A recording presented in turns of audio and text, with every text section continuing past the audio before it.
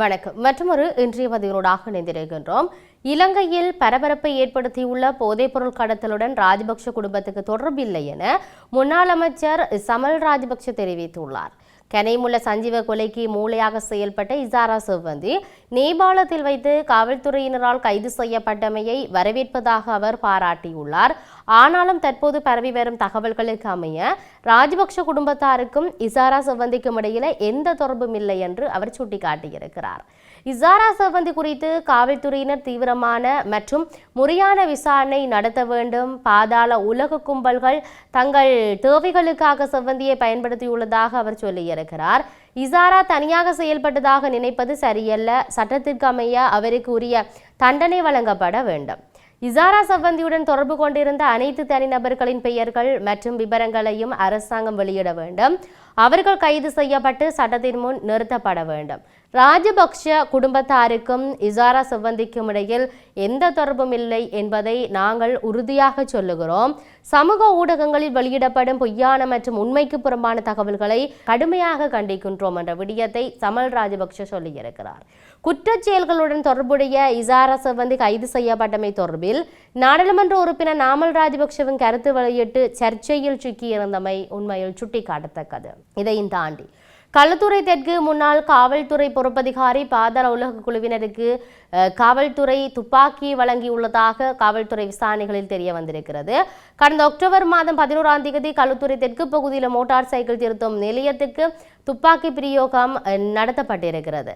அன்றைய தினமே களுத்துறை தெற்கு காவல் நிலையத்துக்கு புதிய பொறுப்பதிகாரி நியமிக்கப்பட்டிருந்தார். அது தொடர்பில் கிடைக்கப்பெற்ற தகவல்களின் அடிப்படையில் விசேட அதிரடிப்படையினர் விசாரணையை மேற்கொண்டனர். அதன்போது ஆயுதங்களுடன் பாதாள குழுவைச் சேர்ந்த ஜெப்பானா என்பவர் கைது செய்யப்பட்டிருந்தார். அவரிடமிருந்து 3 துப்பாக்கிகள் மற்றும் தோட்டாக்களுடன் கைவிலங்கு ஒன்றும் கைப்பற்றப்பட்டிருந்தது.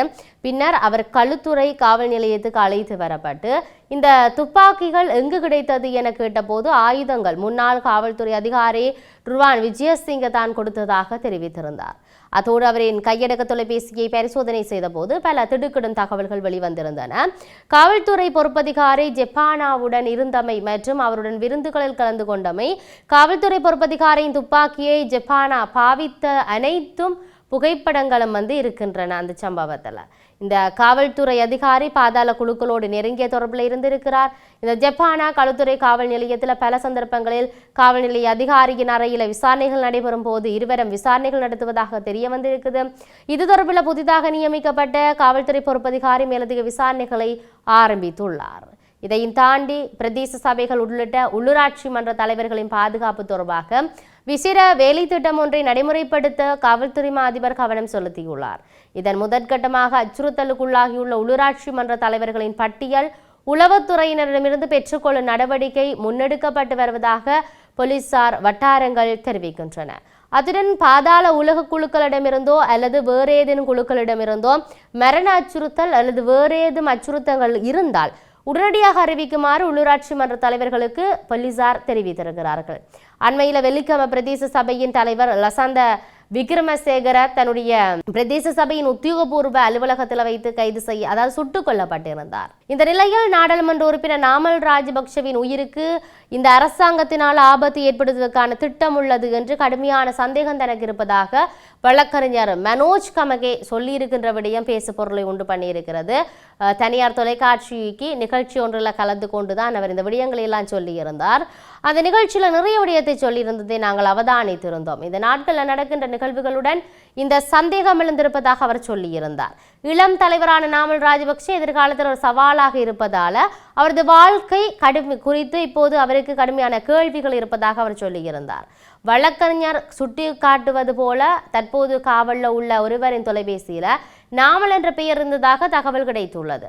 இருப்பினும் அது ஜார் என்பது தனக்கு தெரியும் என்று அவர் தெரிவித்திருக்கின்றார். இது நாமல் ராஜபக்ஷவிற்கு பாதாள உலக தொடர்புகள் இருப்பதாக காட்டி அவரது வாழ்க்கையில் மாற்றத்தை ஏற்படுத்தும் திட்டமாக இருக்கலாம் என்ற விடயம் அங்கு சுட்டிக்காட்டப்பட்டிருக்கிறது. நாளை மறுநாள் நாமல் ராஜபக்ஷ சுட்டுக் கொல்லப்படலாம் என்ற அச்சத்தை அவர் மேலும் வெளிப்படுத்தி அதுவும் அந்த பாதாள உலகத்தின் ஒரு பிரச்சனை என்று அவர் கூறியிருக்கிறார். ஒரு கட்சியாக ராஜபக்ஷர்கள் இனி பொய் சொல்லி அளிக்கப்பட அனுமதிக்க மாட்டேன் என்று வழக்கறிஞர் வலியுறுத்தியிருந்தார். இந்த நாட்டில் யார் கொல்லப்பட்டாலும் அது பாதாள உலக பிரச்சனை என்று கூறப்படுவதாக வழக்கறிஞர் மனோஜ் கமகே சொல்லியிருந்தார். இந்த நாட்டின் சட்டத்தை மதிக்கும் குடிமகனாக அரசாங்கத்தை சவால் செய்யும் அனைத்து மக்களின் உயிர்களுக்கும் கடுமையான அச்சுறுத்தல் இருப்பதை அவர் கண்காணிக்கின்றார். பொதுவாக இது போன்ற அச்சுறுத்தல் விடுக்கப்படுகின்ற போது காவல்துறை பாதுகாப்பு வழங்குகின்றார்கள்.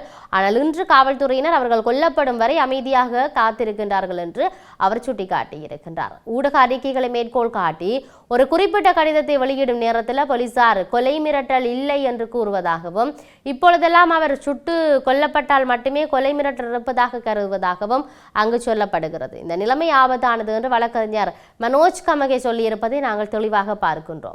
இதையும் தாண்டி முன்னாள் ஜனாதிபதிகளான ரணில் விக்ரமசிங்கே, ராஜபக்சர்களின் காலத்தை போன்று தற்போது தமிழர்களின் உரிமைகள் சார்ந்த முக்கியத்துவம் மழுங்கடிக்கப்பட்டு வருகிறது என்று ஐக்கிய சோசலிச கட்சியின் பொதுச் செயலாளர் ஸ்ரீதுங்க ஜெயசூரிய தெரிவித்திருக்கிறார்.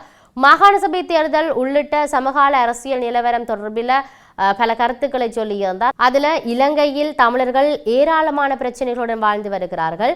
ஆனால் அவர்களுக்கு இவ்வாறான பிரச்சனைகள் இல்லை என்பதை போன்றதொரு பிம்பம் கடந்த அரசுகளின் காலத்தில் ஏற்படுத்தப்பட்டிருக்கிறது. தற்போதும் இவ்வாறான நிலையே தொடர்கின்றது. தமிழ் தேசிய கட்சிகளுக்கு இடையிலான பிளவும் இதற்கு பிரதான காரணமாக அமையுது. பிளவுகள் இருந்தாலும் தீர்வுகளுக்கான பொது வேலை திட்டத்தின் கீழ் தமிழ் கட்சிகள் ஒருமித்து செயல்பட வேண்டும். ஆளும் கட்சிக்கான மக்கள் ஆதரவில் வீழ்ச்சி ஏற்பட்டிருக்கு. கூட்டுறவு தேர்தல்கள் கூட ஆளும் கட்சிக்கு தோல்வி ஏற்பட்டு வருகிறது. எனவே மாகாண சபை தேர்தலை இழுத்தடிப்பதற்காகவே அதிகார தரப்பு முற்படக்கூடும். அதுக்கான ஆயுதமாக எல்லை நிர்ணய விடயம் பயன்படுத்தப்படலாம். எனினும் இந்தியா மற்றும் ஐக்கிய நாடுகள் மனித உரிமைகள் பேரவை என்பன தேர்தலை நடத்துமாறு வலியுறுத்துவதால தேர்தல் நடத்தப்படவும் சாத்தியங்கள் உள்ளன என்ற விடயம் அங்கு சுட்டி காட்டப்பட்டிருக்கின்றது. ஆகவே உண்மையில் ஸ்ரீலங்காவை பொறுத்தவரையில் ஒரு பக்கம் தமிழர்களுக்கு எதிரான அநீதிகள், அடக்குமுறைகள், அவர்கள் கேட்கின்ற அந்த அரசியல் சார்ந்த உரிமைகள், அபிலாசைகள் என்பது எந்த அளவுக்கு கிடைக்க போகிறது, இல்லாட்டி அதனுடைய நகர்வுகள் எப்படி இருக்கு என்பது சார்ந்து சிந்திக்க வேண்டிய தேவை இருக்கிறது. இற்றை வரைக்கும் அவர்களுடைய அந்த உரிமைகள் சார்ந்தான கோரிக்கைகள், மகஜர்கள் எல்லாம் அதேபாடு கிடப்பில் போடப்பட்டமாறு எங்களுக்கு தோற்றத்தையும் அவர்களுடைய நடவடிக்கைகளும் முன்னெடுப்பு செயற்பாடுகளும் காணப்படுவதை நாங்கள் அவதானிக்கிறோம். இது இவ்வாறு இருக்க இன்னொரு பக்கம் விசாரா சம்மதியுடன் தொடர்புடையதாக நாமளுடைய ராஜபக்சவின் உயிருக்கு பாதுகாப்பு தேவை, அவருக்கான அச்சுறுத்தல், உயிர் அச்சுறுத்தல் என்கின்ற ஒரு தோற்றப்பாடு, ஒரு கருத்து தற்பொழுது சர்ச்சையை உண்டு பண்ணியிருக்கிறது. இதிலும் குறிப்பாக தொலைபேசியில் நாமல் என்ற பெயர் இருக்கின்ற காரணத்தினால் இவருக்கும் பாதாள உலக குழுக்களுக்கும் விசாரா சம்பந்தியினுடைய இந்த தொடர்புகளுக்கும் சரியான சம்பந்தங்கள் இருக்கும் என்ற விடயத்தில் ஒரு விதமான நகர்வுகளை மையப்படுத்தி விசாரணைகள் முன்னெடுக்கப்படுகிறது. இதிலும் இன்னொரு நகர்வு, இன்னொரு விடயம், யார் உண்மை குற்றவாளிகள் என்பதை உலகிற்கு எடுத்துச் சொல்ல வேண்டும், ஸ்ரீலங்காவில் வெளிப்படுத்த வேண்டும் என்ற முதல் நகர்வாக ஊடகங்களுக்கு கருத்துக்களை தெரிவித்து அறிக்கைகளின் வாயிலாக பேசியவர் நாமல் ராஜபக்ஷ என்ற விடயத்தை நாங்கள் மறந்துவிடக்கூடாது. அவருடைய அந்த அறிவித்தல்களை, அவருடைய அந்த அறிக்கையிடல்களுக்கு பிற்பாடு பல அமைச்சர்கள் போட்டி போட்டு வாக்குவாதத்தில் அவர்கள் பேசிய நிலைப்பாடுகள் எல்லாம் காணப்படுகிறது. முன்னுக்கு பின்னுக்கு முரணான பல விடயங்களை சொல்லியிருந்தார்கள், விவாதத்தை முன்னெடுத்திருந்தார்கள். இது இவ்வாறு இருக்கின்ற பொழுது இப்பொழுது இருக்கக்கூடிய ஒரு கேள்வி, இசாரா சம்பந்திக்கு பின்னால ராஜபக்ஷ குடும்பத்தினர் இருப்பார்களாண்டு. இருப்பினும் சமல் ராஜபக்ஷ தெளிவுபட சொல்லுகிறார், இல்லை, அதுக்கு எந்த ஒரு வாய்ப்பும் இல்லை, தொடர்புகளும் இல்லை என்று. இருந்தாலும் அந்த தொலைபேசியில் இருக்கக்கூடிய பெயர் நாமல் என்கின்ற அந்த ஒரு பெயர் பல உற்றுநோக்கல்களையும் மிகப்பெரிய கேள்விகளையும் உண்டு பண்ணி இருக்கிறது.